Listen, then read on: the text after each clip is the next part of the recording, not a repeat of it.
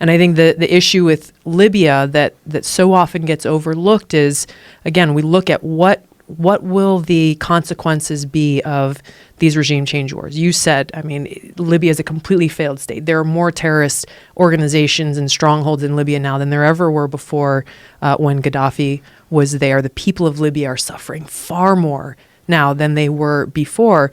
We also see this other effect on our own national security, where our regime change war policy has undermined our ability to negotiate with Kim Jong-un in North Korea towards denuclearization.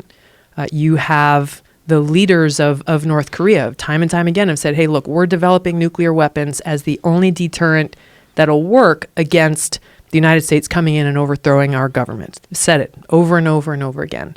And they've pointed to examples like Libya, saying that, well, you guys are saying you want to come in and negotiate with us to get rid of our nuclear weapons.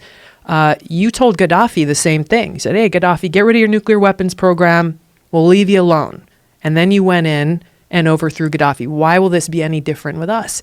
And then you've got John Bolton as then the national security director for Trump, going on television or giving speeches saying, yeah, we're going to approach North Korea with the Libya model. He said that.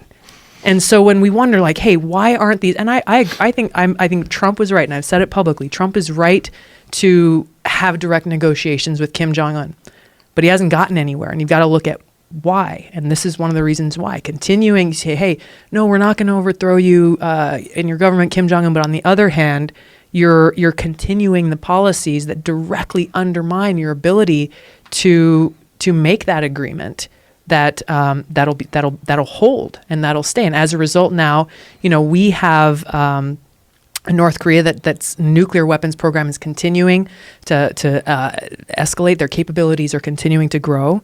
And it poses a threat not only to, my folks in Hawaii, the people of Hawaii, given our proximity to North Korea, but their capabilities now, they're extending across the West Coast, they're extending across the country, posing a very direct existential threat to our country and to our people. So you see how that decision that was made about Libya, these decisions that are ongoing, you see the pulling out of the Iran nuclear agreement. North Korea says, hey, you guys made an agreement with them.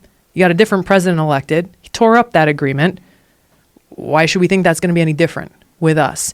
So these policy decisions that are being made are very directly connected in having the effect ultimately of undermining our national security and making the American people less safe.